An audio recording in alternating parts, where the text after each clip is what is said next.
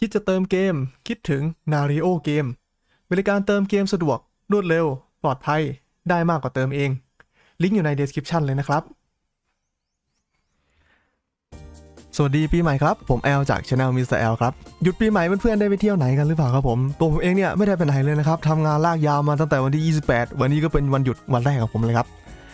บทีนี้ครับช่วงวันหยุดของผมเนี่ยเพื่อนๆหลายๆคนก็ทักมาครับเรื่องของสูตรการคำนวณดาเมจแบบใหม่ที่มีการเปลี่ยนแปลงไปบางคนตีแรงขึ้นบางคนตีเบาลงตกลงมันเกิดอะไรขึ้นแต่อย่างแรกที่ผมสงสัยนะครับก็คือเพื่อนๆไม่หยุดไปเที่ยวกันบ้างนะครับโอ้โหเล่นเกมแม้กระทั่งในเทศกาลนะถึงได้มีเวลามาเทสอะไรมากมายขนาดนี้นะครับผมโอเคครับไปสู่คำนวณดาเมจตรงนี้เนี่ยมันมาจากไหนครับมันมาจากประกาศอัปเดตเมื่อวันที่1มกราคมปีใหม่นี้เองครับผมมีการบอกว่าปรับปรุงการคำนวณสูตรดาเมจโบนัสเพื่อเพิ่มประสิทธิภาพการคำนวณดาเมจของสเตตัสดาเมจโบนัสครับไอโบนัสตรงนี้เนี่ยมันคือโบนัสส่วนที่เป็น flat number หรือเป็นตัวเลขครับโดยที่การปรับตัวนี้ครับค่าที่คู่ขนานกับมันอย่างค่า damage reduction ที่เป็นตัวเลขเนี่ยก็ได้รับผลโดยตรงไปด้วยครับผมแต่หลายคนเนี่ยเดี๋ยวตีแรงขึ้นบางคนตีเบาลงไม่รู้ว่าเกิดอะไรขึ้นเดี๋ยวค่อยๆฟังผมไปช้าๆนะครับเพราะว่ามันเกี่ยวพันกันอะไรหลายๆอย่างแล้วก็ส่วนหนึ่งผมคิดว่ามันเกี่ยวข้องกับเรื่องของบั๊กด้วยเพราะคุณเล่นเกม ROX ครับยังไงคุณหนีเรื่องบั๊กไม่พ้นอยู่แล้วเพราะว่าผู้ดูแลเกมนี้ครับเขาใส่ใจผู้เล่นทุกคนนั่นเองครับผมโอเคครับเอาล่ะมาเริ่มต้นจากสูตรเดิมพื้นฐานให้เรารู้จักกันก่อนเลยครับผมอันนี้มันจะเกี่ยวข้องกับเรื่องของการปรับสูตรคำนวณดูดเลือดสะท้อนเมื่อวันที่25ธันวาคมปีที่แล้วเลยครับก่อนที่จะมีการปรับดูดเลือดสะท้อนครับสูตรที่เรารู้จักกันครับผมจะเป็นสูตรที่เอาค่าดาเมจโบนัสกับรีดักชันตัวเลขเนี่ยห้อยท้ายสุดหลังจากดาเมจที่คุณทำได้ทำได้เท่าไหร่ครับผมมีค่าตัวนี้ครับก็จะไปเพิ่มหรือลดโดยตรงโดยที่จำนวนครั้งที่ใส่เข้าไปก็ขึ้นอยู่กับครั้งงานโจมตีของเราถ้าสกิลโจมตีตัวหลายครั้งตัวนี้ก็จะแอพพลายเข้าไปหลายครั้งสกิล3ฮิตก็แอพพลาย3ฮิตอะไรประมาณนี้ครับแต่ทีนี้ครับผมเมื่อวันที่25มีการปรับสูตรดูดเลือดสะท้อนเข้ามาใหม่ครั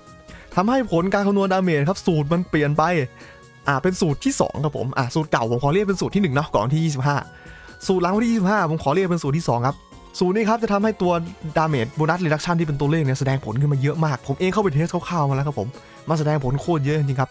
บซึ่งสูตรนี้ครับมีผู้เล่นหลายๆคนแกะออกมาแล้วทั้งที่เซิร์ฟเวอร์ไต้หวันหรือทั้งใน Discord ROX University ครับสูตรเป็นอะไรยังไงเดี๋ยวผมขอยกขึ้นมาท้ายคลิปอีกทีนึงแล้วกันเพราะว่ามันต้องเปรียบเทียบกับสูตรที่3ที่ผมกำลังจะแกะให้เพื่อนๆดูในคลิปนี้ครับทีนี้ครับผมหลังจากนั้นครับมันก็มีเมื่อวันที่1ครับถึงมีประกาศอันนี้ออกมาทีนี้หลายๆคนก็เชื่อมโยงครับว่าเฮ้ยไอประกาศอันนี้เนี่ยมันน่าจะเกี่ยวข้องกับเมื่อวันที่25ที่มีการปรับสูตรคำนวณดาเมจหรือเปล่าอันนี้เหมือนมาประกาศย้อนหลังทีแรกผมก็คิดอย่างนั้นครับแต่เมื่อวันนี้ครับผมมาทำการทดลองอะไรหลายอย่างปรากฏว่าไอสูตรล่าสุดที่เขาบอกเมื่อวันที่1เนี่ยครับมันคือสูตรที่3เป็นอีกสูตรหนึ่งที่ไม่ใช่สูตรที่2ครับผมวิธีการคำนวณจะต่างกันไปอีกเล็กน้อยครับทีนี้ครับเพื่อนๆอาจจะมองว่าสูตรนี้บั๊กหรือสูตรที่2บั๊กก็แล้วแต่มุมมองของเพื่อนนะแต่สำหรับตัวผมนะครับผมมองว่าสูตรที่2เนี่ยมันบั๊กครับเพราะว่าปัจจุบันเนี่ยครับผมที่เซิร์ฟเวอร์ไต้หวันผมก็เข้าไปเทสไปแล้วเหมือนกันสูตรคำนวณดาเมจของไต้หวันครับเป็นสูตรที่3เหมือนกันกับของเซิร์ฟเวอร์ ACA เราณตอนนี้เลยครับผมโอเคครับเกินไปพอประมาณแล้วทีนี้หลายๆคนน่าจะพอจะมองเห็นภาพแล้วครับว่าเฮ้ยมันมีการปรับสูตรไปมาหลายครั้งทีนี้ครับสปอยอีกนิดนึงก่อนที่จะไปสรุปกันท้ายคลิปนะครับสูตรอันไหนแรงที่สุดครับผมสูตรที่เบาที่สุดเนี่ยคือสูตรที่1ครับสูตรที่แรงที่สุดคือสูตรที่2ครับผมที่ผมมองเป็นสูตรบั๊กและสูตรปัจจุบันครับผมสูตรที่3เนี่ยมันอยู่ตรงกลางครับมันแรงกว่าสูตรที่1แต่ว่ามันเบาสูตรที่2สิ่งที่เกิดขึ้นกับเพื่อนๆหลายๆคนนะครับผมในช่วงนี้ก็คือที่บอกว่าเฮ้ยบางคนแรงขึ้นบางคนเบาลงน่าจะเป็นเรื่องของจังหวะที่คุณไปเทสมากกว่าครับถ้าคุณไปเทสดาเมจของคุณตอนนี้เทียบกับก่อนวันที่25ครับดาเมจคุณเนี่ยมันจะแรงขึ้นครับแต่ถ้าเกิดว่าคุณเอาดาเมจคุณตอนนี้ครับหลังจากวันที่1เนี่ยไปเทียบในช่วงแก็ประหว่างวันที่25ถึงวันที่1ที่สูตรการคำนวณดาเมจเป็นสูตรที่2ครับผมดาเมจคุณจะลดลงครับถ้าเกิดว่าใครเทสดาเมจบ่อยๆอาจจะรู้สึกว่าดาเมจตัวเองลดลงใครที่นานๆเทสดาเมจทีอาจจะรู้สึกว่าตัวเองเนี่ยดาเมจแรงขึ้นอันนี้เนี่ยมันเป็นที่มาครับผมที่ว่าทำไมหลายๆคนมองว่าตอนเนี้ยเฮ้ยทำไมฉันตีแรงขึ้นทำไมฉันตีเบาลงทำไมมันไปทุกทางเลยตกลงมันเกิดอะไรขึ้นครับโอเคครับเดี๋ยวมาเริ่มต้นแกะสูตรคำนวณดาเมจกันก่อนเลยครับผมโดยที่เริ่มต้นครับผมจะใช้ตัวเด็กของผมครับที่ผมทำขึ้นมาทดลองอะไรหลายอย่างเนี่ยเป็นตัวสาธิตครับมาดูทางฝั่งดาเมจโบนัสกันก่อนเลยครับผมสำหรับฝั่งดาเมจโบนัสที่เป็นตัวเลขครับอย่างที่บอกไปจะใช้ตัวเด็กตัวนี้เป็นตัวทดลองโดยที่สเตตัสที่ผมมีครับตอนนี้จะไม่มีดาเมจโบนัสที่เป็นตัวเลขเลยครับผมจะทำการใส่ของที่เพิ่มดาเมจโบนัสที่เป็นตัวเลขเข้าไปจะเป็นโล่นี้นี่นะครับใส่แล้วลองทำการโจมตีนะครับทั้งการตีธรรมดาและการใช้สกิลที่โดนฮิตเดียวหรือหลายฮิตดูว่ามีผลยังไงต่อดาเมจที่ผมทำได้ครับผมใส่โล่เข้าไปแล้วเราเข้าสนามซ้อมมันครับ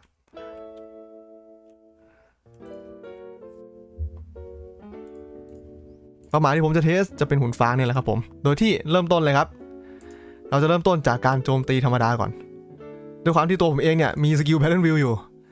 ซึ่งตรงนี้ก็จะมีผลเรื่องดาเมจโบนัสด้วยนะครับเดี๋ยวผมจะตัดตรงนี้ออกไปครับผมโจมตีแบบไม่ติดบัฟทั้ง2ครั้งแล้วมาเทียบดาเมจนะครับครั้งแรกเนี่ยใส่โล่อยู่ดูว่าทำดาเมจได้เท่าไหร่1437ครับเดี๋ยวรอให้บัฟตรงนี้หมดแล้วผมก็จะถอดโล่ครับโจมตี3อีกครั้งนึงครับผม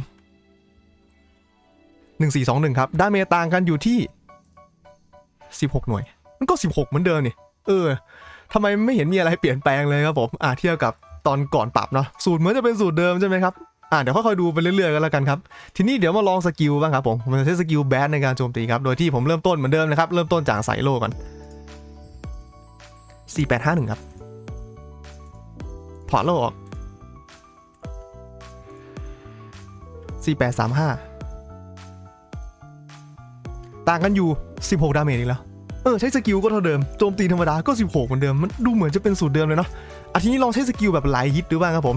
โดยที่แน่นอนครับเริ่มต้นผมจะใส่โล่ก่อนผมจะใช้สกิลแมกนัมเบรกในการทดลองครั้งนี้ครับ1971ครับผมแล้วก็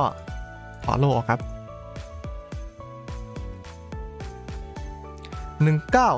1939ครับผมทีนี้ครับเราเปิดเครื่องคิดเลขขึ้นมาครับมาดูว่าตรงนี้ต่างกันเท่าไหร่ครับ1971ลบ1939 32คือ16 2ครั้งนั่นเองเพราะว่าแมกนัมเบรกเนี่ยมันโจมตี2ครั้งใช่ไหมครับแล้วก็โล่ผมเนี่ยมันให้โบนัสเท่ากับ16ก็หมายความว่าในส่วนของสกิลที่โจมตีหลายฮิตเนี่ยมันก็ยังแสดงบวก16เหมือนเดิมตัวคูณสกิลไม่มีผลพวกตัวคูณดาเมจก็ดูเหมือนจะไม่มีผลแต่ว่าสาเหตุที่ผมมาลองตัวเด็กให้เพื่อนๆดูก่อนครับเพราะว่าตัวคูณดาเมจอย่างเดียวที่ตัวผมมีครับในตอนเนี้ยเนื่องจากว่าผมโจมตีดาเมจขาวเนาะคือค่า penetration ครับเอาละครับเดี๋ยวทีนี้ไปดูตัวหลักของผมต่อครับผมกลับมาที่ตัวหลักของผมกันครับเดี๋ยวเรามาเทสดาเมจโบนัสกันต่อ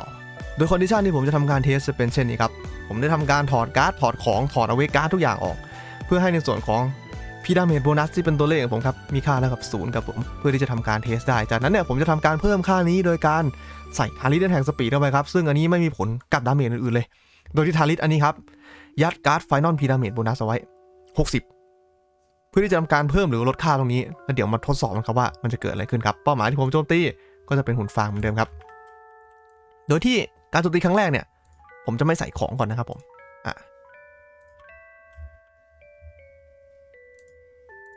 มาดูดาเมจที่ทำได้ครับ135011ทีนี้ลองใส่ทาริสเข้าไปครับโจมตีซ้ำอีกทีนึงครับ135149ครับตรงนี้มีค่าเท่ากับเท่าไหร่ครับผมเดี๋ยวเปิดเครื่องคิดเลขขึ้นมาดูกันครับ135149ลบกับ138หน่วย138ตรงนี้เนี่ยมันเพิ่มขึ้นมาเยอะกว่า60เฮ้ยทำไมตอนนี้ไม่ได้เพิ่ม60ตรงๆเหมือนตัวเด็กผมแล้วครับอย่างเมื่อกี้นี้ที่ผมใบ้ไปครับผมตัวคูณดาเมจของตัวเด็กของผมมีแค่ค่า penetration ขณะที่ตัวคูณดาเมจของตัวหลังของผมครับมันไม่ได้มีแค่ค่า penetration ครับแต่มันมีค่าอย่างอื่นๆอยู่ด้วยครับผมโดยที่ค่าที่แสดงผลณตรงนี้ครับจะประกอบไปด้วยอะไรบ้างครับนอกจาก penetration จะมี damage bonus ที่เป็นเปอร์เซ็นต์ 100.5% ตรงนี้มีส่วนของดาเมจเผาครับเนื่องจากว่าหุ่นฟ้าเนี่ยเป็นเผาอันเดดตรงนี้ 2% ดาเมจขนาดครับผมมี 37.5% จากอาวุธผมที่โจมตีเข้า 75% ทีนี้ครับเราลองมาคำนวณกันดูดีกว่าครับว่าตกลงเป็นเลขที่เพิ่มขึ้นมาตรงนี้เนี่ยครับผมไอ้138หน่วยเนี่ยมันมาได้ยังไงครับดาเมจโบนัสจริงๆของผมแล้วครับมันจะมีค่าตอนนี้เท่ากับ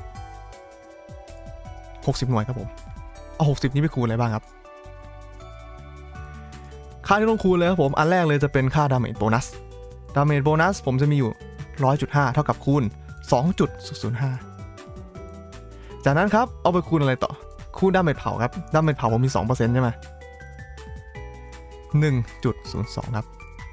จากนั้นครับเอาไปคูณกับดาเมจขนาดครับผมดาเมจขนาดของผมเนี่ยจะมีค่าเท่ากับ 37.75 บวกรวมกับ 75% ซึ่งจะได้เท่ากับ 112.75 นั่นเองครับผมก็เท่ากับ 1.1275 เห็น138ตรงนี้ไหมครับแล้วก็แน่นอนครับว่าผมไปเทสหลังไมค์มาเรียบร้อยแล้วเพื่อให้คลิปมันไม่ยาวจนเกินไปนะครับดาเมจธาตุเองครับผมก็มีผลต่อดาเมจโบนัสนี้เช่นเดียวกันครับสังเกตว่าผมไม่ได้เอาเพนมาคูณครับผมเพราะว่าดาเมจโบนัสวิธีการคิดแบบใหม่ของมันครับเวลาคูณเอามาคำนวณเนี่ยมันจะไม่คิดในส่วนของค่าเจาะหรือว่าค่าคลิกครับผม โอเคครับทีนี้เดี๋ยวมาคิดค่าคลิกให้ดูกันก่อนดีกว่าครับว่าสำหรับคริติคอลดาเมจเนี่ยส่วนต่างของมันเนี่ยจะมีค่าเท่ากับเท่าไหร่ครับผมเพราะว่าถ้าเกิดว่าตัดคีย์ออกไปตัวคูณอย่างอื่นผมแสดงผลเหมือนเดิมดาเมจตอนที่ผมตีติดคลิกกับไม่ติดคลิกส่วนต่างของมันจะต้องอยู่ประมาณ138เหมือนกันมา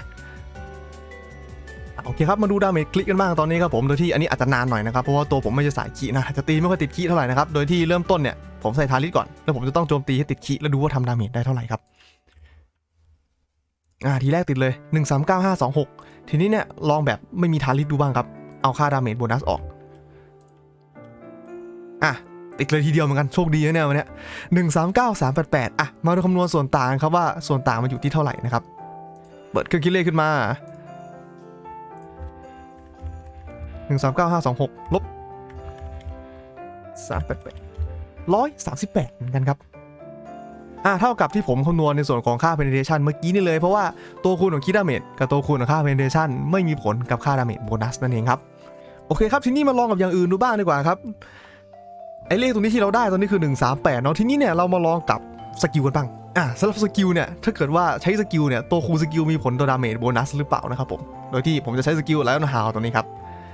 โอเคครับโจมตีครั้งที่1เดี๋ยวขยับให้โดนเป้าเดียวทำดาเมจได้162014ไม่ได้ใส่ทาริสทีนี้ใส่ทาริสเข้าไปเพิ่มดาเมจโบนัสเข้าไปใช้สกิลใหม่ดาเมจอยู่ที่162152ครับผมมาคิดเลขให้ดูสักครั้งนึงครับว่าตกลงเกิดอะไรขึ้น162152ลบกับ162014นะครับผม138เหมือนกันตัวคูณสกิลก็ไม่มีผลเหมือนกันนะครับมีผลแค่พวกตัวคูณอื่นๆเพราะฉะนั้นนะครับสรุปได้ว่าสำหรับส่วนของดาเมจโบนัสครับผมสูตรคำนวณแบบใหม่ครับวิธีการคำนวณของมันเนี่ยให้เพื่อนๆนะครับเอาเลข flat damage bonus ที่คุณมีในตัวครับเดี๋ยวเปิดให้ดูสำหรับตัวผมเองเนี่ยผมมีอยู่60ครับผมเอามาคิดผ่าตัวคูณทุกอย่างในตัวคุณครับยกเว้นค่าแท็กเปอร์เซ็นต์ค่า penetration เปอร์เซ็นต์หรือค่า critical damage เปอร์เซ็นต์ขึ้นอยู่กับว่าคุณโจมตีติดดาเมจขาวหรือดาเมจคลิกนั่นเองครับจากนั้นเนี่ยก็คูณตัวคูณอื่นๆตามปกติเลยนะครับโอเคครับทีนี้ส่วนของดาเมจโบนัสเป็นอันจบส่วนของดาเมจรีดักชันลายคิดยังไงเดี๋ยวครั้งนี้ครับผมจะสลับมาใช้ตัวเด็กในการทดลองให้ดูอีกสักครั้งหนึ่งครับผมโอเคครับมาอยู่ที่ตัวเด็กผมเรียบร้อยแล้วครับการทดลองครั้งนี้ครับโดยผมจะทำการเซตตัวผมเองครับโดยที่ให้ค่า Final Damage Reduction แบบที่เป็นตัวเลขเนี่ยมีค่าเท่ากับ0ครับจากนั้นเนี่ยผมจะทำการทดลองครับโดยที่เอาโล่ตัวนี้เป็นตัวทดลองครับผมจะวิ่งเข้าไปรับดาเมจเปล่าๆจากมอนก่อนจากนั้นเนี่ยจะดูว่าดาเมจตอนที่ใส่โล่กับไม่ใส่โล่เนี่ยโดนต่างกันมากน้อยแค่ไหนนะครับผมโอเคครับมาเริ่มต้นกันเลยครับผมเข้าไปโดนลุมฉกลืมปิดอมตะมา723ประมาณ723นะครับสกิลอยู่ที่ประมาณ 2,171ทีนี้ใส่โล่เข้าไปครับเพิ่มดาเมจรีดักชันเข้าไป723 2,171ไม่ลดลงเลยสังเกตนะครับว่าเนี่ยใส่โล่เข้าไปแล้วนะครับเพิ่มดาเมจรีดักชันเข้าไปเรียบร้อยแล้วนะครับผมเนี่ยตั้ง300กว่านะแต่ไม่โดนอะไรเบาลงเลยนะครับเฮ้ยหรือว่ามันเป็นปัญหาเพราะว่าตัวนี้เป็นตัวเด็กกันแน่เดี๋ยวสลับกลับไปดูตัวหลักครับมาดูตัวหลักกันครับผมทีนี้ครับผมจะใช้วิธีการทดลองแบบเดิมเลยคือวิ่งเข้าไปรับตีนครับผมโดยที่ตอนแรกเนี่ยผมจะมีค่า Final Damage Reduction เท่ากับ0ไม่มีเลยนะครับผมจากนั้นครับเดี๋ยวผมก็จะทำการใส่โล่เข้าไปครับแล้วดูว่าก่อนใส่โล่กับหลังใส่โล่โดนดาเมจเท่ากันหรือเปล่าเนี่ยตอนนี้ผมโดนดาเมจอยู่855นะครับผมทีนี้ใส่โล่เข้าไปครับรอให้มอนตีโดนก่อน855เหมือนเดิม855เหมือนเดิมนะครับไม่มีผลเลยมันเกิดอะไรขึ้นครับผมแล้วก็สกิลมันจะอยู่ที่2669โดยที่ใส่โล่ไม่ใส่โล่เนี่ยก็โดน2669เหมือนกันครับอันนี้ผมไปเทสมาละรอบนึงนะครับผมเฮ้ยมันเกิดอะไรขึ้นในค่าดาเมจรีดักชันทั้งที่ปกติค่านี้เนี่ยมันจะลดดาเมจที่โดนเนี่ยแบบตรงๆเลยเวลาอยู่ข้างนอกนะครับผมเดี๋ยวต้องดูการทดลองต่อไปของผมครับเพื่อที่จะได้ทำความเข้าใจได้ง่ายขึ้นนะครับผมโอเคกันครับกลับมาที่ตัวเด็กของผมอีกครั้งครับการทดลองครั้งนี้ต้องเข้าไปในห้อง PVP แล้วครับเพราะว่ามอนสเตอร์ภายนอกเนี่ยมันไม่มีค่าดาเมจโบนัสผมไม่สามารถหาค่าดาเมจโบนัสแฟลตทดลองจากธรรมชาติได้นะครับมันต้องใช้ตัวละครตัวอื่นเป็นตัวช่วยเท่านั้นครับผมโดยที่การทดลองครั้งนี้ครับมันจะแบ่งเป็น4การทดลองย่อยด้วยกันโดยที่เริ่มจากผู้โจมตีก่อนตัวหลักของผมจะเป็นตัวโจมตีครับซึ่งเพื่อนๆก็น่าจำได้ว่าผมจะมีทาริสอยู่ตรงเนี้ยซึ่งจะเป็นทาริสที่ไม่มีผลต่อค่าพลังโจมตีของผมนอกจากค่าดาเมจโบนัสอย่างเดียวที่ผมยัดการเอาไว้ผมจะให้ตัวนี้ครับทำการโจมตีใส่ตัวเด็กของผมครับโดยที่เริ่มจากแบบที่ไม่มีดาเมจโบนัสคือโบนัสเท่ากับ0ก่อนใส่ตัวเด็กของผมแบบที่ไม่มีดาเมจรีดักชัน กับแบบที่มีดาเมจรีดักชันโดยที่ผมจะทำการสลับถอดใส่โลนี้เข้าไปครับจากนั้นครับผมก็จะทำการใส่ทาริสเข้าไปที่ตัวหลักของผมครับเพื่อให้มันมีค่าดาเมจโบนัสขึ้นมาแล้วก็โจมตีใส่ตัวเด็กของผมเหมือนเดิมครับแบบที่มีรีดักชันกับไม่มีรีดักชันอีก2ครั้งดูว่าผลของแต่ละครั้ง4ครั้งเนี่ยมันเกิดอะไรขึ้นบ้างนะครับเดี๋ยวไปดูในห้อง PVP กันครับผมโอเคครับเริ่มต้นการทดลองที่1ครับเริ่มจากให้ฝั่งโจมตีเนี่ยไม่มีดาเมจโบนัสก่อนตอนนี้ตัวผมก็ถอดทาริสออกไปแล้วนะครับผมให้โจมตีใส่ตัวเด็กครับโดยที่โจมตีแบบที่ไม่มีดาเมจรีดักชันเหมือนกันตอนนี้ไม่ได้ใส่โล่ครับ 1,500 ต่อ1ฮิตทีนี้ครับผมลองใส่โล่ดาเมจรีดักชันเข้าไปโดยที่ฝั่งตรงข้ามเนี่ยยังเป็นคอนดิชันเดิมไม่มีดาเมจโบนัสครับโจมตี 1,500 ต่อ1ฮิตเหมือนเดิมดาเมจรีดักชันไม่แสดงผลเลยแม้กระทั่งใน PVP ครับผมทีนี้ครับผมลองดูดีกว่าครับว่าถ้าเกิดว่าให้ตัวหลักของผมครับใส่ทาริสเพิ่มดาเมจโบนัสเข้าไปแล้วหลังจากนั้นครับผมได้ทำการทดลองโดยที่ผมทำการถอดโล่ก่อนให้ฝั่งรับการโจมตีเนี่ยไม่มีดาเมจรีดักชันก่อนดูว่าโดนดาเมจเท่าไหร่ครับประมาณ 1,506 1,505 มันแรงขึ้นแล้วนะแรงขึ้นมาประมาณ11นะครับผมซึ่งตัวนี้มันก็แสดงผลไม่เต็มครับเพราะว่ามันถูกหักลบในส่วนของตัวคูณ PVP ลงไปนั่นเองทีนี้เนี่ยถ้าผมใส่โล่ดาเมจรีดักชันเข้าไปแล้วฝั่งตรงข้ามมีดาเมจโบนัสล่ะมันจะเกิดอะไรขึ้นโดนเบาลงแล้วโดนเบาลงแล้วนะครับโอเคครับสำหรับคลิปในวันนี้เดี๋ยวเรามาสรุปกันครับว่าการทดลองทั้งหมดที่ผ่านมาเนี่ยเราเรียนรู้อะไรแล้วก็สูตรดาเมจแบบใหม่นะครับมันมีการปรับในส่วนของตัวดาเมจโบนัสรีดักชันแบบที่เป็นตัวเลขแฟตอย่างไรบ้างนะครับผมที่เราเห็นกันไปใน PVP เมื่อสักครู่นะครับถ้าเกิดว่าเพื่อนๆคนไหนเนี่ยเป็นคนช่างสังเกตครับจะสังเกตได้ว่าค่าโบนัสที่ผมจงใจจะทำครับผมมันมีค่าน้อยกว่ารีดักชันของเป้าหมายที่ผมโจมตีเข้าไปโบนัสมันมีแค่60หน่วยครับขณะที่เป้าหมายเนี่ย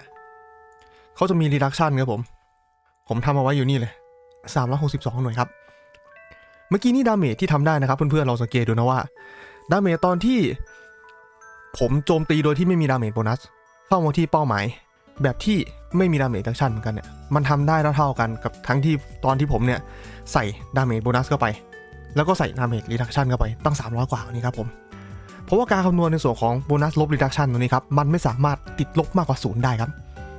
บไม่ว่าคุณจะมีรีดักชันมากขนาดไหนก็ตามนะถ้าฝั่งตรงข้ามเนี่ยดาเมจโบนัสครับผมแบบไม่มีเลยนะครับมันไม่สามารถเอาไปลดดาเมจได้มันแค่เอาไปลดในส่วนของค่าดาเมจโบนัสของฝั่งตรงข้ามได้เท่านั้นอันนี้เป็นเหตุผลครับที่ทำให้ค่าดาเมจรีดักชันเนี่ยไม่สามารถลดดาเมจจากมอนสเตอร์ด้านนอกได้เพราะมอนสเตอร์ด้านนอกไม่มีค่าดาเมจโบนัสแล้วก็ผู้เล่นทั่วๆไปครับผมไม่ได้มีค่าดาเมจโบนัสตัวเลขอะไรพวกนี้เยอะแต่จริงๆแล้วดาเมจรีดักชันตัวเลขตรงนี้คุณก็ไม่ได้มีอะไรเยอะเหมือนกันครับก็เหมือนกับเป็นการปรับให้ดาเมจรีดักชันตรงนี้มันแย่ลงเวลาที่คุณไปฟาร์มจนต้นเกมนั่นเองครับผมทีนี้ครับแล้วสูตรใหม่เนี่ยไอสูตรที่3ที่เป็นสูตรที่ผมคิดว่าเราน่าจะอยู่กับมันไปยาวนานที่สุดนะครับ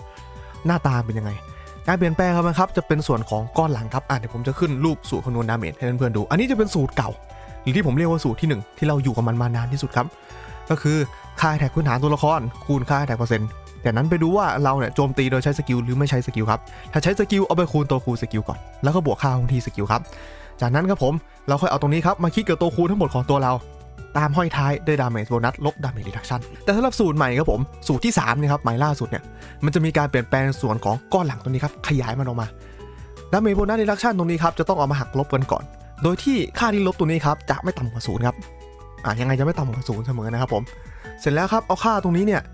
ไปคูณกับตัวคูณทุกอย่างในตัวเรายกเว้นค่าเจาะกับค่าคริติคอลดาเมจโบนัสแล้วก็บวกเข้าไปเป็นดาเมจเพิ่มเติมครับโดยที่จำนวนครั้งที่ใส่เข้าไปขึ้นอยู่กับว่าถ้าเราใช้สกิลมาโจมตีออกกี่ฮิตอย่างแมกนัมเบรกเมื่อสักครู่นี้สกิลโจมตีออก2ฮิตมันก็จะออก2ครั้งนั่นเองครับและทีนี้ครับมาลงรายละเอียดสำหรับสูตรที่2ที่เป็นสูตรที่บั๊กไปแล้วนิดนึงแล้วกันครับผมจะเอารูปขึ้นให้เพื่อนๆดูบนจอตรงนี้ครับอันนี้เนี่ยเป็นสูตรที่ผมไปลองในเกมมาแล้วแต่ว่าไม่มีหลักฐานนะครับก็ต้องบอกตรงๆว่าช่วงนั้นเนี่ยผมงานยุ่งครับแค่มาเทสนิดหน่อยแล้วก็ปรากฏว่ามันตรงมันตรงจริงๆครับผมไม่มีเวลามาอัดคลิปให้เพื่อนๆดูครับส่วนนี้จริงๆแล้วเป็นสูตรที่ถูกต้องนะครับในเกมณเวลาช่วงนั้นครับผมในช่วงที่หลังวันที่25ถึงวันที่1เนี่ยซึ่งสูตรนี้มาจากกรุ๊ป RX University นั่นเองครับผมวิธีการคิดของมันครับมันจะเอาตัวดาเมจโบนัสเนี่ยเข้าไปเป็นส่วนหนึ่งก่อนที่จะไปคูณตัวคูณทั้งหมดครับบวกเข้าไปตามหลังจากที่เราคิด attack คูณ attack พื้นคูณตัวคูณสกิลเสร็จแล้วบวกตรงนี้เข้าไปเลยมันจะแสดงผลเยอะมากนะครับผมแต่ส่วนของดีเทลของมันครับว่าเฮ้ยหักลบได้มากกว่า0อะไรมากไหมอะไรขนาดไหนไหมอันนี้ผมยังไม่ได้เทสนะครับผมสูตรนี้เรียกว่าอาจจะยังไม่ตรง 100% ในความถูกต้องผมว่าระดับ 90% ขึ้นแต่ทั้งนี้ทั้งนั้นครับสูตรอันนี้มันเป็นตำนานไปแล้วมันคงไม่กลับมาให้เราเล่นแล้วครับทีนี้ครับมันก็จะเป็นคำอธิบายที่ว่าผมนิยาม3สูตรอันนี้เอาไว้ว่าสูตรเก่าคือสูตรที่ สูตรล่าสุดตอนนี้คือสูตรที่3กับสูตรบัคคือสูตรที่2เนี่ยทำไมเพื่อนๆเวลาไปเทสดาเมจมันถึงแรงขึ้นและเบาลงต่างกันไปแต่ละช่วงเพราะวิธีการคิดค่าดาเมจโบนัสตัวเนี้ยมันต่างกันไปในแต่ละช่วงที่เกิดบัคขึ้นนั่นเองครับสรุปก็คือสูตรที่3เนี่ยมันจะแรงกว่าสูตรที่1แต่ว่าเบากว่าสูตรที่2และการปรับแบบนี้มีผลอะไรบ้างครับช่วงต้นเกมค่าดาเมจโบนัสมันจะแสดงผลค่อนข้างดีขึ้นมาถึงช่วงกลางเกมที่คุณเริ่มมีตัวคูณอย่างอื่นมากขึ้นที่ไม่ใช่ค่าเจาะหรือว่าค่าคีย์ครับแต่ค่าดาเมจดักชั่นเนี่ยคือแย่ลงมากๆแทบจะช่วยอะไรไม่ได้เลยเป็นค่าที่ใน PVE แทบจะทิ้งไม่ได้เลยครับเพราะว่าไม่มีค่าดาเมจโบนัสมาให้หักลบแล้วก็สูตรการคำนวณดาเมจครั้งนี้ครับผมจริงๆแล้วผลมันค่อนข้างน้อยนะถ้าเกิดว่าเขาไม่ประกาศบอกหรือว่าเกิดบั๊กขึ้นมาช่วงก่อนหน้านี้ครับหลายๆคนก็คงจะไม่รู้นะครับว่ามีการปรับเข้ามาในเกมครับผมเพื่อนๆหลายคนที่รู้สึกว่าตัวเองดาเมจเบาลงก็อาจจะเป็นเพราะว่าคุณไปเทสดาเมจในช่วงที่เกมเนี่ยมันใช้สูตรที่2อยู่ในช่วงแก็บสั้นๆไม่กี่วันก่อนที่จะมาเทสตอนนี้ครับก็คือเป็นช่วงที่เป็นสูตรที่3ละดาเมจคุณก็จะลดลงแน่นอนครับแบบค่อนข้างเยอะเลยแหละเพื่อนๆคนไหนที่รู้สึกว่าตัวเองตีแรงขึ้นอาจจะเพราะว่าคุณไปเทสดาเมจตอนที่มันเป็นสูตรที่1อยู่ครับเทียบกับสูตรที่3สูตรที่1มันเบากว่าสูตรที่3ครับแล้วก็สำหรับเพื่อนๆอีกหลายๆคนที่ไม่เห็นการเปลี่ยนแปลงเนี่ยอาจจะเป็นได้เพราะว่าตัวคุณเองครับไม่ได้มีค่าดาเมจโบนัสอะไรเยอะแยะอยู่แล้วมันก็เลยไม่ค่อยเห็นผลอะไรนั่นเองครับผมเหมือนตัวผมเองครับซึ่งเป็นตัวละครที่ไม่ค่อยมีค่าดาเมจโบนัสเยอะแยะอะไรไม่ได้เป็นตัวละครสายโลนั่นเองครับก็เท่าที่เล่นมาก็รู้สึกว่าดาเมจไม่ได้ต่างจากเดิมเท่าไหร่ท้ายสุดนี้นะครับสูตรคำนวณดาเมจยึกยักอะไรทั้งหลายทั้งหมดเนี่ยผมได้อัปเดตลงในไฟล์คำนวณดาเมจของผมแล้วครับซึ่งไฟล์นี้ก็แจกฟรีนะครับผมลิงก์จะอยู่ใต้คลิปตรงนี้เลยครับผมซึ่งถ้าเกิดเพื่อนๆคนไหนนะครับเห็นในค่าน้ำพักน้ำแรงสามารถบริจาคโดเนทสำหรับค่าไฟล์คำนวณดาเมจตรงนี้ได้นะครับผมโดยที่ช่องทางการโดเนทจะอยู่ในตัวไฟล์เองนะครับสำหรับข้อมูลในคลิปวันนี้ทั้งหมดก็จะประมาณนี้นะครับถ้าเกิดเพื่อนๆเนี่ยสงสัยอะไรตรงไหนมีคำถามอะไรเพิ่มเติมครับผมหรือมีข้อติชมอะไรเนี่ยก็สามารถคอมเมนต์หรือว่าอินบ็อกซ์มาคุยกับผมได้เลยครับถ้าเกิดเพื่อนๆถูกใจคลิปนี้ก็อย่าลืมกดไลค์กดติดตามช่องของผมเอาไว้จะได้ไม่พลาดคลิปใหม่ๆนะแล้วไว้เจอกันใหม่คลิปหน้าครับผมสำหรับวันนี้สวัสดีครับ